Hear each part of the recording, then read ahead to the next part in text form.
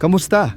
Ako si Pastor Antonio Jr. At nais ko na ang biyaya at kapayapaan ng ating Panginoong Hesus ay mapa sa inyo at sa inyong pamilya ngayon at magpakailanman. Amen mga kapatid, ako'y nagmumuni-muni sa isang salita at malakas ang paghipo ng Diyos sa aking puso para iparating ang mensaheng ito. Sigurado ako na kung mananatili ka hanggang sa dulo, hinding-hindi na magiging katulad ng dati ang iyong buhay. Gusto kong malaman mo na hindi ka aksidente o bunga ng pagkakataon. Hindi ka dumating sa mundong ito para magdusa, para mamuhay ng walang kabuluhan, walang layunin, hindi. Sinabi ni Jesus na dumating siya upang bigyan tayo ng masaganang buhay. Ang buhay na masagana ay isang buhay kung saan umaapaw ka sa lahat ng aspeto. Ito ay kapag ikaw ay busog, ang puso mo ay puno ng presensya ng Panginoon at nais mong ibahagi ito sa iba. At ito mismo ang layunin ng mga panalangin na aking ginagawa, ang panalangin ng nanay. Ang panalangin sa gabi ay ang sandali kung saan tayo ay nagbabahagi ng mga biyaya, kung saan tayo ay naghahati ng tinapay at nagkakaroon tayo ng sandali ng pagkakaisa. Ayon kay Jesus, higit tayo sa nagwawagi kaya hindi ko tinatanggap ang pagkatalo sa iyong buhay.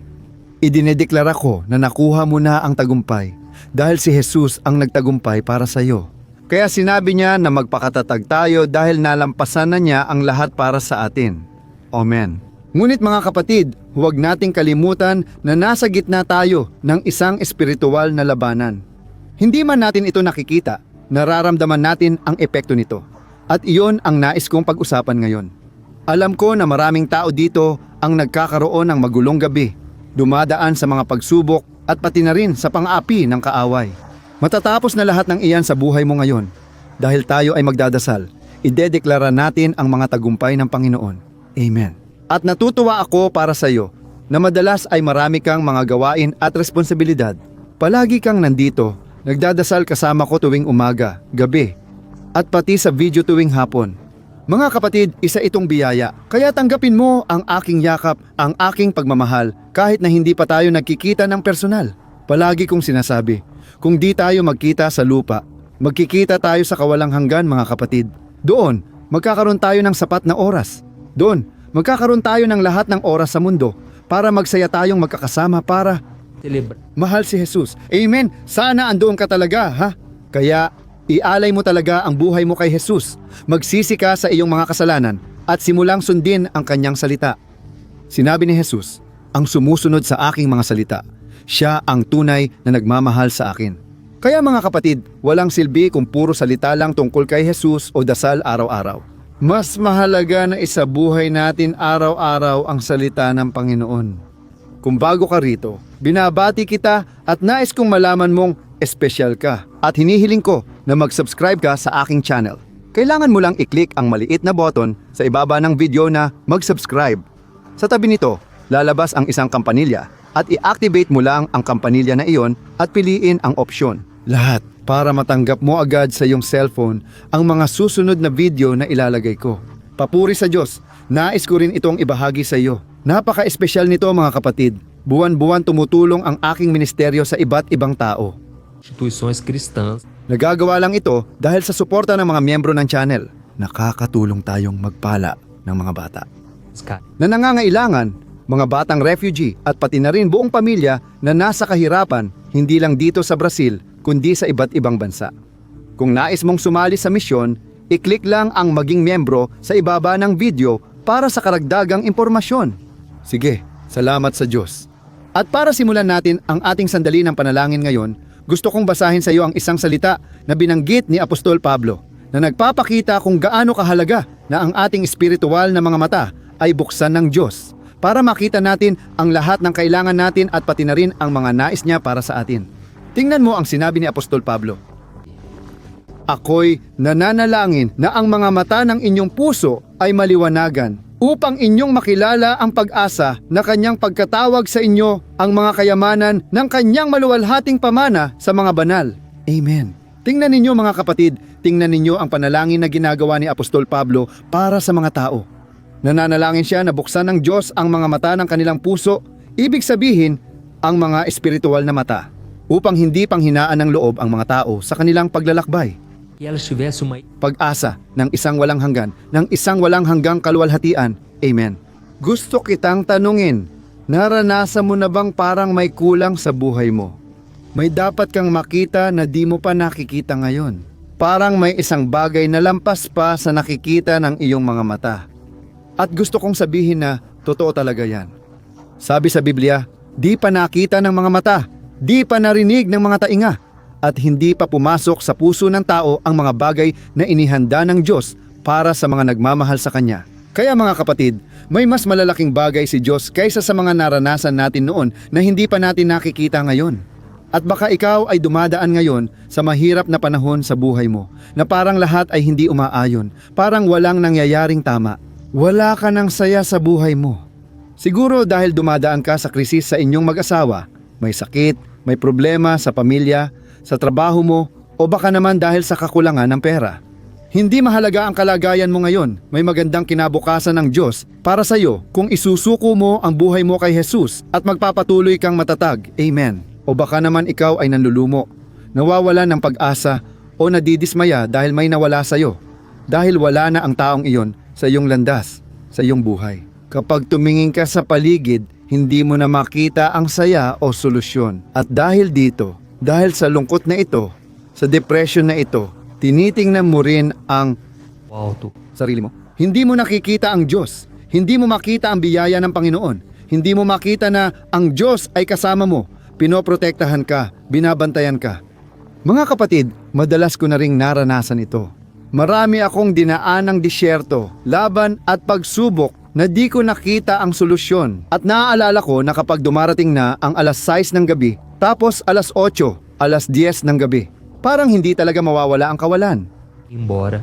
Era uma tristeza sem fim. Parang hindi talaga umiiral. Tanging si Diyos lang ang makakatulong at makakaahon sa akin mula sa ilalim ng balon na yon. Mga kapatid, nangangaral ako ngayon dahil gumawa si Diyos ng himala sa buhay ko at sigurado akong gagawin din niya ito sa inyo.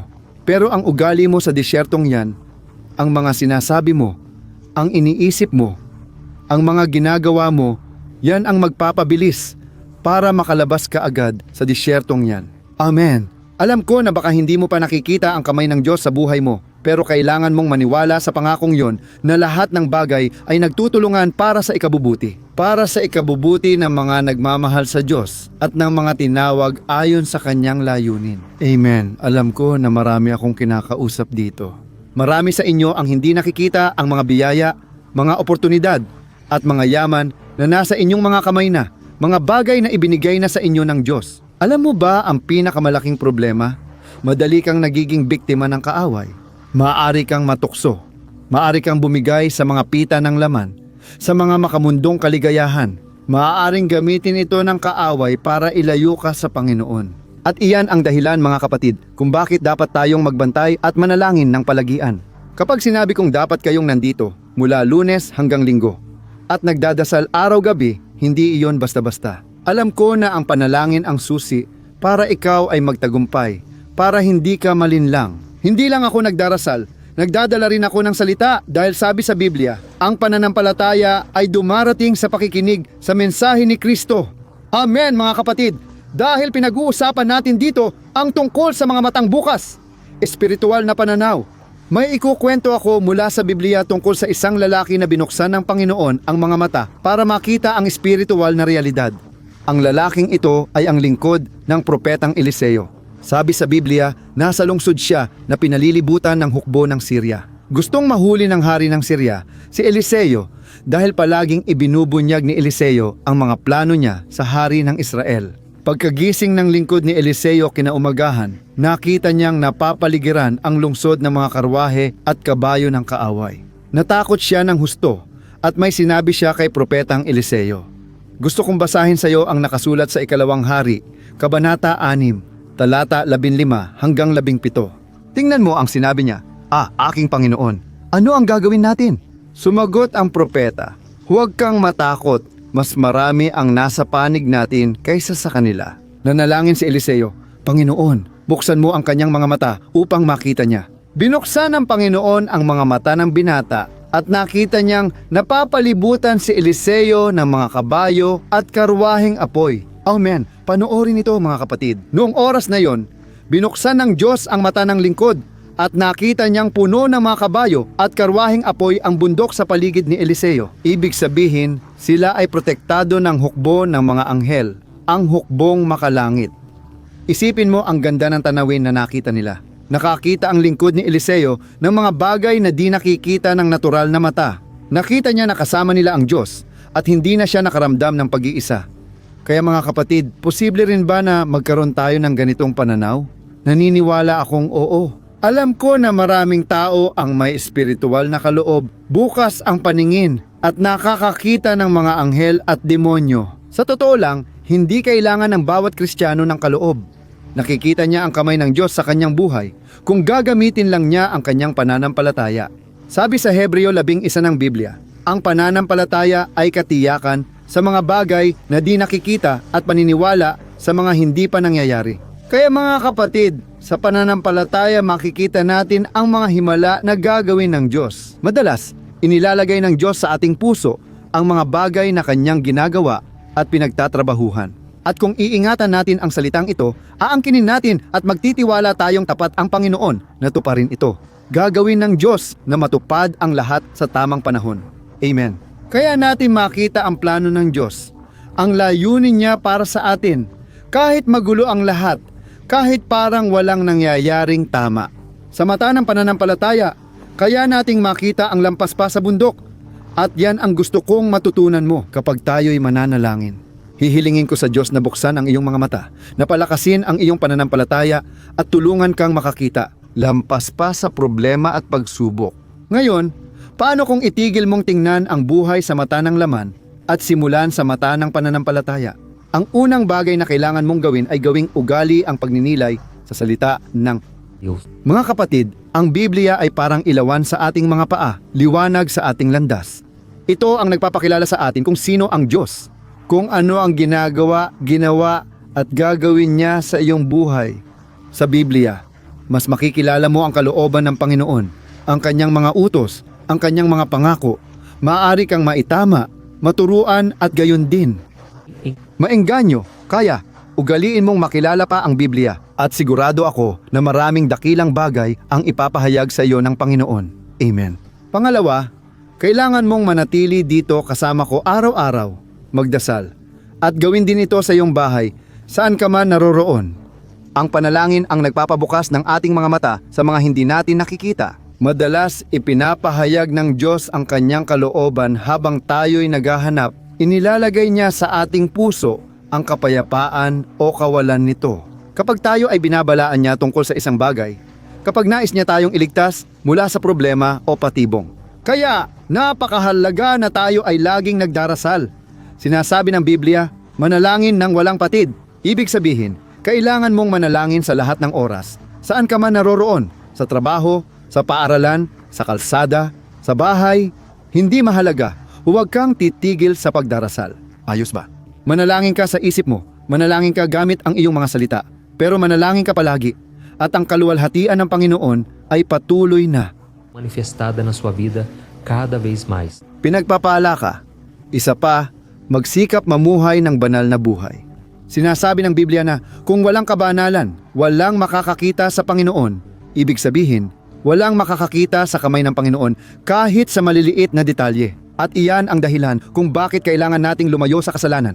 Kung kinikilala mo ang iyong mga pagkakamali, ang iyong mga kasalanan. Hihingi rin tayo ng tawad sa Panginoon maya-maya. At sigurado ako na ang dugo ni Jesus, na mas makapangyarihan kaysa anumang paninira, mas makapangyarihan kaysa anumang paratang, ay magpoprotekta sa iyo ngayon at magliligtas at mag-iingat sa iyo. Amen mga kapatid. Sa huli, naniniwala ako na dapat nating hangarin na magkaroon ng pakikisama sa ating mga kapatid kay Kristo.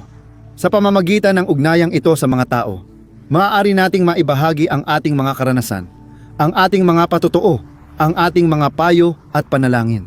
Alam ko na marami sa inyo ay hindi nagsisimba. Maaaring wala ka pang kakilala na kapareho ng pananampalataya, pero pwede kang manatili sa video, makinig sa payo, magkomento, at magbahagi ng panalangin. Mga kapatid, ang pagkakaisa natin ang magdudulot ng pagbabago. At dahil dyan, gusto ko talaga na gumawa ang Diyos ng isang magandang gawain sa buhay mo. Sa patuloy na paglago ng pananampalataya at panalangin araw-araw, Mapagsasama natin ang ating lakas at pananampalataya. Amen. Umaasa ako na simula ngayon, itigil mo na ang pagtutok sa problema at pagpapakain ng negatibo sa isipan. Mga kapatid, nagdesisyon ako sa buhay ko. Hindi ko na pupunuin ang isip ko ng basura ng mga negatibong komento at hindi na ako magtutok sa mga balitang trahedya. Hindi, gusto kong malaman kung ano ang ginagawa ng Diyos. Sobrang saya ko kapag nakikita ko ang mga komento na iniiwan ninyo dito, ang mga mensahe ng pagmamahal at mga mensaheng nagbibigay ng motibasyon. Dapat nating ituon ang isip sa lahat na ahat ng ito, mga kapatid. Dahil sabi ng Biblia, lahat ng may magandang reputasyon, lahat ng dalisay, lahat ng kaaya-aya ay dapat punuin ang ating isipan. Kaya mag-ingat ka sa mga pinakikinggan mo, sa mga kinokonsumo mo araw-araw dahil ito ay makakaapekto sa iyong buhay. Para sa mabuti o masama, ayos? Kaya tayo ay mananalangin ngayon. Gusto kong ipanalangin ka, pero hinihiling ko rin na pagkatapos ng panalangin, pindutin mo ang buton na ibahagi na nasa ibaba ng video na ito. Matutulungan mo akong mag-akay pa ng mas maraming kaluluwa para kay Jesus. Ayos? Pindutin mo ang button na iyon. Pagkatapos, piliin mo ang icon ng WhatsApp at pumili ka ng hindi bababa sa 5 tao na ilalagay ng Diyos sa iyong puso. Makikita mo ang mga litrato nila roon at hihipuin ka ng Espiritu Santo. Ipadala ito sa kanila. At sigurado, hindi ito masasayang. Maaaring makapagligtas ka ng isang buhay at hindi mo alam kung gaano kailangan ng tao na makarinig ng mensahe ng pananampalataya at pag-asa. Amen. Ngayon, ipikit mo ang iyong mga mata. Ipagdarasal kita. Luwalhati sa Diyos, Panginoon at Ama, salamat sa natatangi at espesyal na sandaling ito. Salamat, aking Diyos, dahil inalagaan mo kami hanggang dito. Kung hindi dahil sa iyong kamay, aking Ama, hindi ako kailanman makarating dito. Kung hindi dahil sa iyong biyaya at laging bagong awa tuwing umaga, hindi ko mararating ito, aking Ama. Kaya't nagpapasalamat ako sa iyo, Panginoon, sa iyong pag-ibig, sa iyong biyaya, sa iyong pabor, na hindi ko karapat-dapat, o Panginoon, ako. Agradeço pela minha saúde. Para sa kalusugan ng kapatid ko. Salamat, Jesus, dahil kahit may mga problema, kami ay nakakahanap ng kanlungan at kapahingahan sa iyong lilim. Panginoon, alam naming Ama na maraming kasamaan sa mundo, ngunit nagtitiwala kami sa iyong proteksyon. Panginoon, patawad po, madalas kaming espiritual na bulag at nakakalimutan ang iyong presensya at mga kababalaghang ginawa mo para sa amin. O aking Diyos, ang mga hamon, sakit at ditiyak sa buhay ay madalas magparamdam na nag-iisa tayo sa gitna ng bagyo. Pero kasinungalingan niya ng dyablo, Ama. Madalas, ganyan kumilos ang kaaway, katulad ng ginawa niya kay Apostol Pedro, na naglalakad sa ibabaw ng tubig at nagsimulang lumubog dahil dumating ang malakas na bagyo laban sa kanya. Panginoon, marami sa amin, Ama, ang lumulubog sa putik ng kasalanan. Lumulubog sa mga kasinungalingan, sa depresyon, sa walang katapusang kalungkutan, Ama. Ilan ngayon ang merong kakulangan sa kanilang dibdib, labis na naghihirap, Ama ko, ngunit ako'y namamagitan para sa mga taong ito. O aking Diyos, hinihiling ko ngayon, Ama, ang iyong panibagong lakas, ang iyong proteksyon, Panginoon, o Diyos. Hindi ko tinatanggap, Ama, na ang aking mga kapatid ay patuloy na magdusa sa ganitong paraan. Hindi ko tinatanggap, Ama. Hindi ko talaga tinatanggap. Ama, di ko kayang makita silang malayo sa iyong presensya. Kaya hinihiling ko, Panginoon, maawa ka sa amin. Panginoong Jesus, hindi namin kaya mag-isa. Ama, humihingi kami ng tawad sa iyo, Jesus, dahil madalas naming tinitingnan, Ama, ang mga sitwasyon at nahuhulog kami sa tukso. Panginoon, ilang beses, Ama ko, binibigyan namin ng puwang ang kaaway, ang kasalanan. Ngunit sa sandaling ito, Jesus, humihingi kami ng tawad sa iyo. Panginoon, patawad. Panginoon, patawarin mo ang aming mga kasalanan, ang aming mga pagkukulang, ang aming mga kahinaan. Jesus, balutin mo kami ng iyong dugo. Nais naming ipahayag na mahal ka namin, Panginoon, at hindi namin kaya kung wala ang iyong presensya. Aking Ama, tulungan mo kami, Panginoon, magtagumpay. Permanecermos firmes no teu caminho. Magpatotoong mabuti, iwasan ang lahat ng kasamaan. O aking Ama, pinupuri at pinasasalamatan kita sa iyong pag-aalaga, pagmamahal at higit sa lahat, Ama, sa kaligtasan, sa libreng kaloob. Ito ang pinakamalaking himala, aking Ama, Panginoon. Sinusulit ko ang pagkakataong ito para ipanalangin ang taong naghimagsik laban sa Panginoon. O Diyos, hinihiling ko, hanapin mo siya. Ama ko, patawarin mo ang kanyang mga kasalanan. Pagalingin mo ang mga sugat ng kanyang kaluluwa. Panginoon, ilan dito, ama ko, ang sugatan ng kaluluwa, malungkot, pinanghihinaan ng loob at nagbigay daan sa kasalanan. Panginoong Hesus, alam kong tinitingnan mo hindi lang ang panlabas kundi pati ang laman ng puso. At hinihiling ko sa iyo ngayon, Ama, na dalhin mo ang kapayapaang higit pa sa anumang pagkaunawa. Hindi kayang ibigay ng mundo ang kapayapaang iyon, ngunit inilaan mo ito sa amin. Kaya sindihan mo, Ama ko, ang apoy ng unang pag-ibig, ang apoy ng pananampalatayang minsang nag-alab sa puso ng taong ito. Naway patunayan ng iyong Espiritu Santo sa kanya ang kasalanan at ituro ang daan ng kaligtasan. O Jesus, tulungan mo kaming tahakin ang makitid at masikip na daan patungo sa buhay na walang hanggan. Panginoon, sa ngalan ni Jesus, nagpapasalamat ako dahil nakikita ko ang iyong kamay na humihipo sa bawat puso. Ang aking ama, isang negosyante, ay dumadaan sa matinding pagsubok sa negosyo. Nahihirapan magbayad ng utang at may mga suliranin sa mga empleyado. Ama, Jesus, punuin mo ang pusong ito, Panginoon, ng iyong presensya. Huwag mong hayaang manghina ang lalaking ito, Panginoon. Huwag mong hayaang umurong ang lalaking ito, Ama. Pero naway tumingin siya kay Jesus sa krus at maunawaan na siya dapat ang naroon sa krus na iyon. Ngunit siya ay pinalaya at iniligtas ni Jesus, Panginoon. Idinadalangin ko rin ang inang ito, ang taong ito na pagod na. Ama ko, pakiramdam niya ay nag-iisa siya, iniwan sa loob ng bahay. Jesus, maging pinakamatalik niyang kaibigan, maging ama, kasama, maging lahat para sa taong ito. Panginoon, pagalingin mo ang sugat ng kaluluwa, ituwid ang maling landas at bigyan ng bagong pag-asa araw-araw. Ama ko, palakasin mo sila. Pwede akong manatili rito. Ama ko, ng oras at oras na nananalangin, humihiling na ibuhos mo ang iyong biyaya. Ngunit sa sandaling ito, ako'y taos pusong nagpapasalamat. Nakikita ko ang kamay mo, Panginoon. Nakikita ko na kumikilos ka na sa pamamagitan ng Espiritu Santo. Gumagawa ka ng mga himala, nagpapalaya ng mga bihag, nagpapalaya ng mga inaapi mula sa mga kuko ni Satanas. Sa ngalan ni Jesus, eu repreendo lahat ng kasamaan laban sa aming tahanan. Naway ang mga anghel ng Panginoon ay magkampo sa paligid namin, sa paligid ng aming pamilya, ng bawat isa sa aming mga kaibigan at kamag-anak. Jesus, hilingin mong tulungan kami ng mga anghel mo. Panginoon, bantayan mo kami laban sa kasamaan at hayaang ang dugo ni Jesus ang maglinis at magtaboy nito sa aming buhay. Sa pangalan ni Jesus, nananalangin at nagpapasalamat ako. Amen. Luwalhati sa Diyos.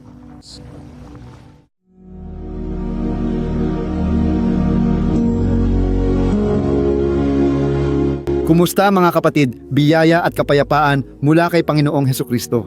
Ako si Pastor Antonio Junior. Iniimbitahan kitang sumama sa panalangin para sa iyong espiritual na buhay batay sa awit 91. Manalangin tayo sa Diyos para sa proteksyon at lakas laban sa mga atake ng kaaway na sumusubok sa ating pananampalataya at buhay, pati na rin sa ating pisikal at mental na kalusugan. Bago tayo manalangin, maaari mong iwan dito ang iyong kahilingan sa panalangin. Isipin ang isang taong pwede mong padalhan ng video na ito. Ang biyaya ng Diyos ay dapat ibahagi, hindi itinatago para sa sarili. Sigurado akong ang panalangin na ito ay mag-iiwan ng marka sa iyong buhay magpakailanman. Ang dumaraan sa pagsubok ay mas mauunawaan ang lalim ng salmong ito. At marahil ay nagtatanong ka, pero Pastor, bakit Salmo 91? Ano ang espesyal dito? At ipapakita ko sa iyo ngayon. Isa ito sa mga pinakakilalang salmo sa buong Biblia. At may dahilan kung bakit. Kahit hindi Kristiyano, marami na ang nakarinig o nakabasa ng salmong ito minsan sa buhay nila. Madalas nating makita sa mga bahay at negosyo ang bukas na Biblia sa Salmo 91 na tila ginagamit na anting-anting o proteksyon. Sa ilang lugar, naninilaw ang pahina dahil matagal lang na nakabukas. Pero kadalasan, hindi talaga binabasa ng tao ang Biblia at basta iniiwang bukas ang salmo. Sa totoo lang, mas malalim ang Salmo 91 kaysa sa akala natin. At tunay lang nating maiintindihan ang totoong kahulugan nito kapag tiningnan natin ito gamit ang espiritual na pananaw. Kapag ginawa natin ito, makikita nating isa ito sa pinakamakapangyarihang panalangin sa Biblia. Amen. Então eu pretendo ler com você Salmo, pero gagawin natin ito ng paunti-unti. Una, babasahin natin ang talata 1 at 2, mananalangin base dito sa kasusunod sa iba pang talata, para mas maintindihan mo ang nakasulat.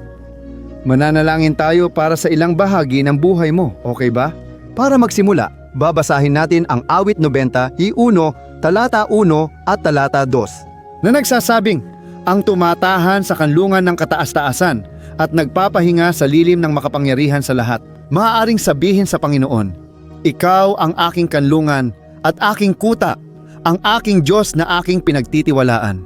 Hindi natin tiyak kung ang sumulat ng salmong ito ay dumaranas ng pag-uusig o mga pagsubok, o kung siya ay tumanggap ng propesiya mula sa Diyos upang iparating sa ating lahat. Ngunit anuman ang dahilan, malinaw ang pangunahing punto. Dapat nating hanapin ang ating seguridad sa Diyos. Siya ang ating kanlungan at tanggulan laban sa kasamaan. At kung hahanapin natin ang Panginoon ng buong puso at magtitiwala tayo sa Kanya, hindi tayo kailanman mabibigo.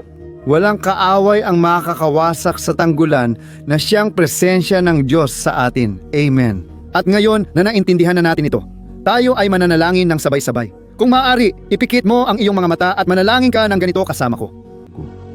Panginoon Diyos at aming Ama, lumalapit kami sa iyong presensya para humingi ng proteksyon, lalo na sa aming espiritual na buhay. Diyos, marami po kaming pagsubok. Ang kaaway ay nagsasabi sa aming puso na ang mga problema ay hindi na kayang tiisin at hindi na namin kakayanin. Ngunit ngayon, ibinabalik namin ang aming mga mata sa iyo. Naniniwala kami na ikaw ang may kapayapaang hindi kayang ibigay ng mundo. Ibigay mo ang kapayapaan sa aming kalooban ngayon, Panginoong Hesus. Kung wala ito, hindi namin kakayanang lampasan ang mga pagsubok.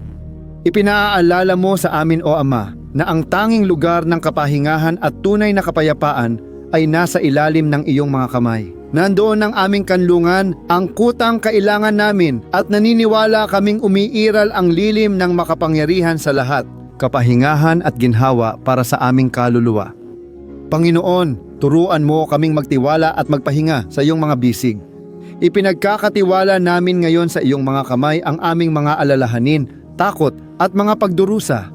O aking Ama, alam ko na maraming tao ngayon ang dumaranas ng depresyon, nagluluksa, nababalisa, at ang kanilang katawan ay nagpapakita ng mga palatandaan ng pagod at labis na pagkabalisa. Kaya naman, tulungan mo kaming maunawaan na hawak mo ang kontrol sa aming kalusugan, sa aming pamilya, sa aming pananalapi, sa aming mga relasyon, at sa aming puso. Nagpapasalamat kami sa iyo para sa pananampalataya. Naniniwala kami na binibigyan mo kami ngayon ng proteksyon at pagliligtas, araw-araw. Sinasabi ng iyong salita sa awit 34, talata 11, na marami ang paghihirap ng matuwid. Ngunit inililigtas siya ng Panginoon sa lahat ng ito. Diyos ko, lubos kaming nagpapasalamat dahil naniniwala kaming muli mo kaming inililigtas. Kahit na parang imposible na ang lahat, kahit na parang napakalaki ng bundok sa harap namin, naniniwala pa rin kami. Ikaw ang Panginoon na nag-aalis ng bundok. Sa iyo kami nagtitiwala at handa. profetizamos a vitória. Dahil dito, nagpapasalamat na kami sa iyo sa mga tagumpay na paparating. Malalaking bagay ang ginagawa ng Panginoon at marami pa siyang gagawin sa aming mga buhay. Sa pangalan ni Jesus, kami ay nananalangin. Amen. Luwalhati sa Diyos. O aking minamahal na kapatid, ito pa lamang ang simula. Samahan mo ako rito habang sinusundan natin ang Salmo 91. Mahalaga at malalim ito sa espiritual. Panoorin mo hanggang dulo para sabay nating pagsamahin ang pananampalataya at makitang kumilos ang Panginoon para sa atin. Hindi mahalaga kung ano ang iyong problema o kalakihan ng iyong pagsubok, karamdaman, pera o emosyonal na suliranin man ito. Kayang magdala ng Diyos ng solusyon sa lahat ng bagay sa buhay mo, base sa sarili kong karanasan. Narito ako ngayon upang dalhin ang mensaheng ito dahil minsan ay kinaawaan ako ng Panginoon sa aking buhay. Ako ay nawawala, pakiramdam ko ay nasa gitna ako ng lubos na kadiliman, ngunit pinailaw ni Jesus ang kanyang liwanag sa aking buhay. At ngayon, masasabi ko sa iyo na walang anumang makapaghihiwalay sa iyo mula sa pag-ibig ng Diyos na nasa Kristo Jesus. Amen. Kaya sabihin mo, maning mo, lahat ay kaya ko dahil sa Kanya na nagpapalakas sa akin. Ngayon, nais kong basahin kasama ka ang talata 3 at 4 ng awit 71, ganito ang nakasulat. Ililigtas kanya mula sa bitag ng manghuhuli at sa nakamamatay na lason, tatakpan kanya ng kanyang mga pakpak at sa ilalim ng kanyang mga pakpak ay makakatagpo ka ng kanlungan. Ang kanyang katapatan ang magiging iyong panangga at proteksyon. Aleluya mga kapatid. Ang bitag ay isang patibong na inihanda para manghuli at pumatay. At noong panahong iyon, ginagamit ng mga manghuhuli ang mga bitag para mahuli ang mga ibon o hayop. At alam na alam ito ng salmista, kaya ginamit niya ito bilang paghahambing. Araw-araw, naglalagay ng patibong ang dyablo sa ating daraanan. Para tayo'y tuksuhin, para sirain tayo sa espiritual, para ilayo tayo sa Panginoon, para saktan ang ating buhay sa maliliit na detalye. Pero kung tatakbo tayo sa ilalim ng mga pakpak ng Panginoon, iingatan niya tayo. Pangako ng Diyos na poprotektahan kanya mula sa lason ni Satanas, gaya ng agilang nagbabantay sa mga inakay nito. Amen. Manalangin tayong muli, panatilihing nakapikit ang mga mata at pakinggan ng buong puso ang panalangin. Não. Panginoon, Diyos at Ama, kami ay nananatili sa iyong presensya dahil naniniwala kaming magbabago na ang aming espiritual na buhay. At muli, hinihiling namin sa iyo na huwag mong hayaang ang mga problema at mga pagsubok sa araw-araw ang mag-alis ng aming focus na si Jesus Kristo. Iligtas mo kami, Panginoon, mula sa mga patibong ni Satanas na naglalayong kami ay matalo. Bigyan mo kami ng karunungan upang matukoy namin ang mga patibong na ito bago pa mahuli ang lahat. Oh, iligtas mo kami sa oras ng tukso. Huwag mong hayaang gumawa kami ng mga desisyon na magdadala ng panandaliang kasiyahan, ngunit sisira sa aming espiritual na buhay. Mamaya, Please. tulungan mo kami, O Ama, na laging sumilong sa iyong mga pakpak. Naway ang iyong katapatan ang mag-ingat sa amin mula sa galit ng maninira sa lahat ng araw ng aming buhay. Sa pangalan ni Jesus, kami ay nananalangin. Amen. Alleluia. Ngayon ay itutuloy natin ang awit 71 talata 5 at 6 na ganito ang sinasabi. Hindi ka matatakot sa sindak ng gabi, ni ang palaso na lumilipad sa araw, ni ang salot na gumagala sa dilim, ni ang salot na sumisira sa katanghalian. Mga kapatid, maaaring ang awit na ito ay isinulat ni Haring David. Marami ang naniniwala dito dahil siya ay isang mandirigmang humarap sa mga kaaway sa araw at gabi. Alam ni David ang pakiramdam ng palaging inaatake. Pero kahit ganoon, hindi siya sumusuko dahil alam niya na ang Panginoon ang kanyang kalasag. At tayo rin ay kailangan magkaroon ng ganitong kapanatagan, ang katiyakan ng banal na proteksyon. Mahalagang maunawaan na ang pagkawasak at trahedya ay maaaring mangyari sa mga tumatanggi kay Kristo. Maliligtas ang nagtitiwala sa Panginoon. Ito ang pangako ng Diyos sa mga talata 5 at 6. Kaya tayo'y manalangin muli. Sigurado ako na ang presensya ng Panginoon ay nagpapakalma na sa iyong puso. Inihahanda ka na para sa mga darating, para sa mga inihanda ng Panginoon, para sa iyong buhay. Kaya tayo'y manalangin. Panginoon, aking Diyos at aking Ama, hinihiling namin ngayon na kami iyong protektahan laban sa mga palasong inihahagis ni Satanas laban sa amin at sa aming mga pamilya.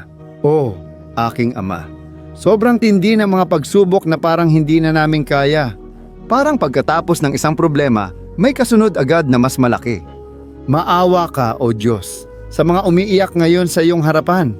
Lapitan mo ang kabataang ito na may depresyon. Lapitan mo ang taong ito na nasa ospital. Itong inang desperado, itong ama ng pamilya na hindi alam kung paano magdadala ng kabuhayan sa kanilang tahanan. O aking Ama, buhayin mo ang pananampalataya ng mga taong ito, ang nagbibigay sa kanila ng tiyaga. Katulad ng kay David noong humarap siya sa mga labanan, sa harap ng higante. Huwag mong hayaang ang takot ay pumikit sa aming mga mata. Aking Diyos, nais naming manatiling matatag, nakatingin lamang sa iyo, O aking Diyos. Napakalaki ng mga pagsubok, ang kawalan, kalungkutan at pait ay madalas na nagpapaniwala sa atin na wala nang saysay ang buhay.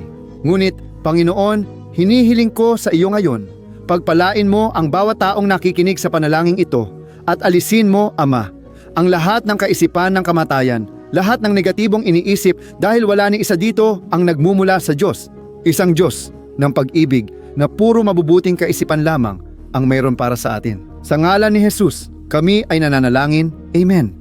Papuri sa Diyos. Ngayon mga kapatid, ipagpapatuloy natin ang pinagpalang salmong ito. At naniniwala ako na pagkatapos mong basahin ang Salmo 7, 8, mas lalo kang magkakaroon ng katiyakan na ang Diyos ay kasama mo. Makakasiguro ka dyan. Ganito ang sabi ng talata 7 at 8. 1,000 ang babagsak sa tabi mo, 10,000 sa kanan mo. Pero di ka tatamaan. Makikita mo lang ang parusa sa masasama. Amen mga kapatid, ang talatang ito ay binabanggit pero minsan nakakalimutan ng mga tao ang isang napakahalagang detalye. Ang pangakong ito ay para lamang sa mga taong nasa presensya ng Diyos. Ang lumalayo sa Kanya ay nawawala ang proteksyon ng Panginoon. Sinasabi ng Biblia na ang anghel ng Panginoon ay nagkakampo sa paligid ng mga may takot sa Diyos at sila'y Kanyang ililigtas. Kaya mga kapatid, hindi natin dapat mawala ang takot sa Panginoon.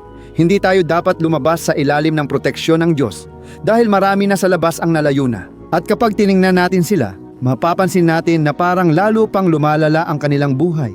Parang ang bahay ay walang proteksyon at ang kaaway ay labas-masok at nagdudulot siya ng malaking pagkasira, isang kaguluhan. Ilang pamilya, mga kapatid ang nawalan ng kaayusan. Ilang tao ang naaapektuhan dahil nawala na nila ang espiritual na proteksyon.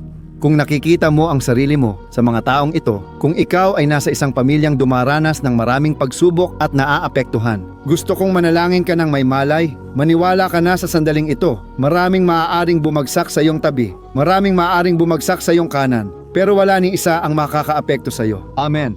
Kaya magdasal ka ng may pananampalataya at katiyakan na ang mga anghel ng Panginoon ay lalapit sa iyo. Ganito ka manalangin. Walang hanggang Diyos. Nakikita namin ang libo-libo na natatalo araw-araw dahil tinatanggihan nila ang iyong salita at lumalayo sa iyong presensya. Ngunit kami, Panginoon, nais naming manatiling matatag. Huwag mong hayaang maligaw ang iyong mga anak. Ingatan mo kami, Panginoon, laban sa kapahamakan. Tulad ng ginagawa mo sa masasama, ibuhos mo ang pagpapahid mo sa lahat ng kasama sa panalangin ito. Ipadala mo ang iyong mga anghel, Panginoon, pati sa mga hindi na nagsisimba. Distantes, Tumatawag pa rin sa iyo. Gawin mo ang himala sa buhay nila, aking Ama. Naway makabalik sila rito at mag-iwan ng komento tungkol sa iyong dakilang pagliligtas at maibahagi ang patotoo sa iyong ginagawa ngayon.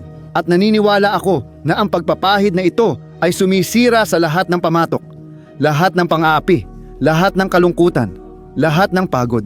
Sa ngalan ni Jesus, tayo'y nananalangin. Amen. Luwalhati sa Diyos. Mga kapatid, magpapatuloy tayo sa salmo kaya huwag umalis sa video.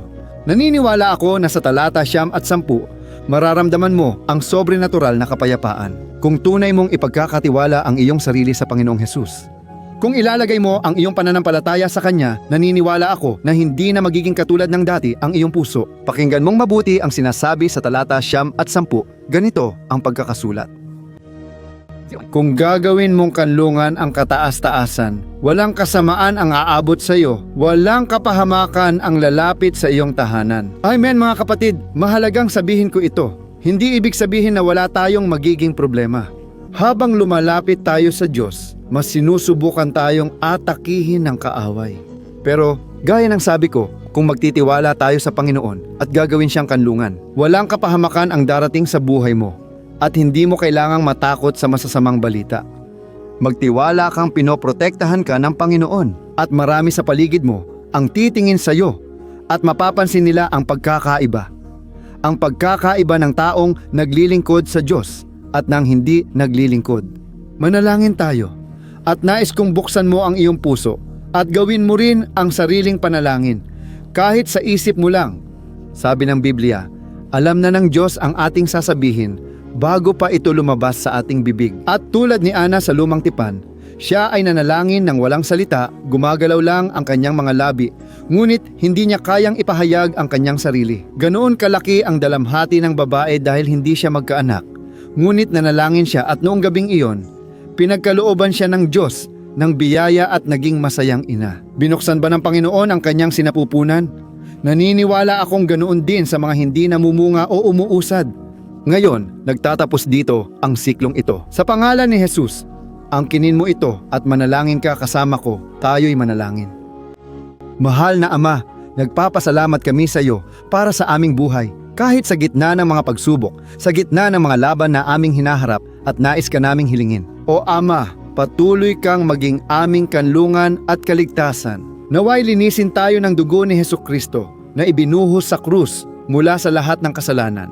Alam ng kaaway ang ating mga kahinaan, Panginoon. Kapag nagtitiwala kami sa iyo, walang masamang makakaabot sa amin ayon sa iyong salita sa Roma 8, talata 30. Kung ang Diyos ay kakampi natin, sino ang kalaban? Kung kumilos ang Panginoon, sino ang makakahadlang? Wala. Aleluya o aking Ama, maraming salamat Panginoon sa napaka-espesyal na sandaling ito. Inaangkin namin ang kapayapaang ibinibigay ng Panginoon, ang kapayapaang higit pa sa pag-unawa ng mundo. Ingatan mo kami sa kapayapaang ito. At hanggang sa dulo ng video na ito, Diyos ko, inaangkin namin na inilalabas na ng Panginoon ang biyaya para sa amin. Aleluya, mga kapatid. Ngayon, babasahin natin ang bersikulo 11 hanggang 13 na nagsasabing, sapagkat sa kanyang mga anghel, mag-uutos siya tungkol sa inyo upang kayo'y ingatan sa lahat ng inyong mga lakad. Sa kanilang mga kamay, kayo'y kanilang hahawakan, upang hindi ka matisod sa anumang bato. Yuyurakan mo ang leon at ang ahas. Tatapakan mo ang malakas na leon at ang serpente. Amen. Mga mahal ko, napakalaki ng pag-aalaga ng Diyos, kaya nagpapadala siya ng mga anghel para bantayan tayo. Sinasabi sa Biblia sa Lucas, Kabanata 22, na noong si Jesus ay naroon, tinitiis niya ang matinding pagdurusa, ang labanan ng laman laban sa espiritu. Yun ang pinakamahirap na sandali sa buhay niya. At wala pa siyang kasama noon dahil natutulog ang mga disipulo. Ngunit sinasabi ng Biblia na ang anghel ng Panginoon ay lumapit kay Kristo at pinalakas siya.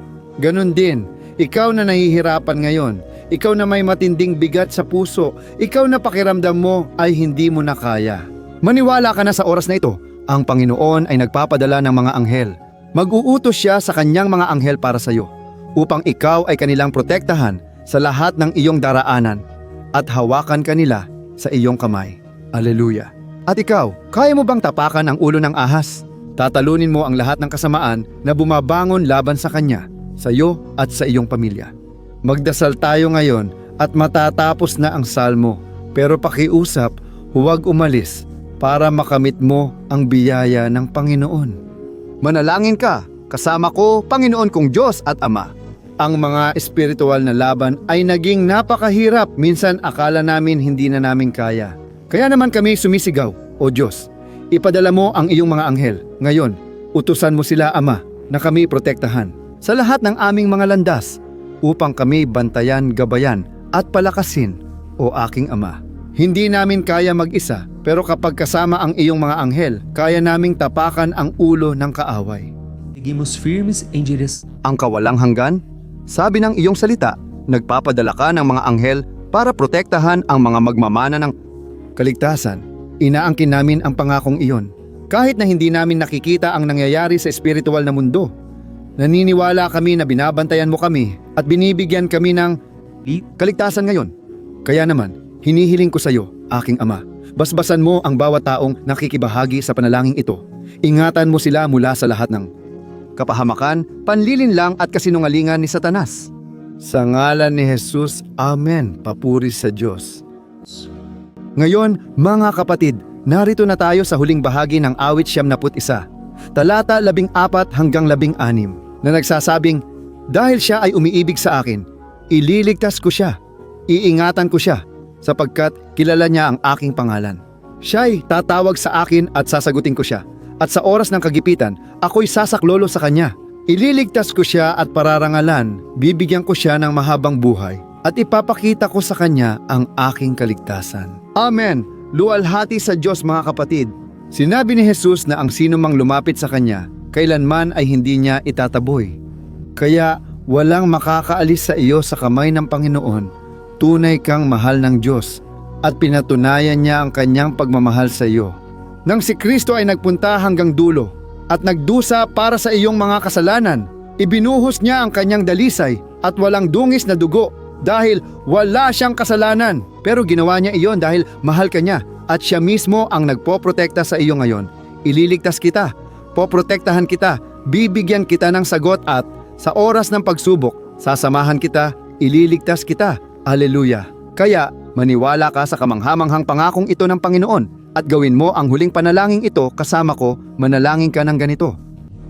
Panginoon Diyos at Ama, salamat po sa pag-aalaga sa amin hanggang ngayon. Salamat Diyos sa iyong kabutihan at awa. At hindi mo kami tinatrato ayon sa aming mga kasalanan. Kung hindi, walang matitira sa amin, lahat kami mapapahamak. Jesus, inilalagay namin ang aming pananampalataya sa iyo ngayon. Naniniwala kami na ikaw ang Panginoon at tagapagligtas na nagbibigay ng buhay na walang hanggan dahil nabuhay kang muli at nasa kanan ng Ama, Panginoon. Kahit hindi kami karapat-dapat, nagtitiwala kami sa iyong biyaya at awa. At hinihiling ko sa iyo ngayon, Ama, na ang bawat isa sa kanila ay maging buhay na saksi upang makilala ka rin ng iba. Gawin mong makarating ang video na ito, Ama, sa napakaraming tao, libo-libo, Ama, na nababalisa, walang pag-asa at walang Diyos sa mundong ito.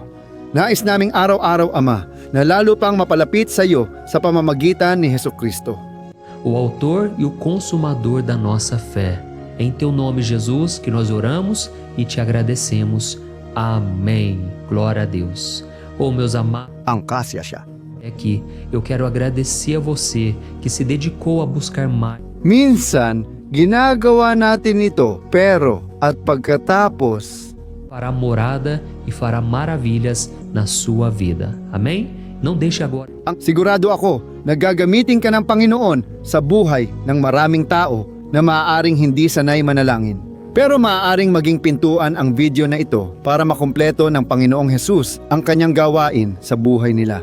Amen. Pagpalain ka ng Diyos. Hintayin kita sa susunod na video. Mahigpit na yakap.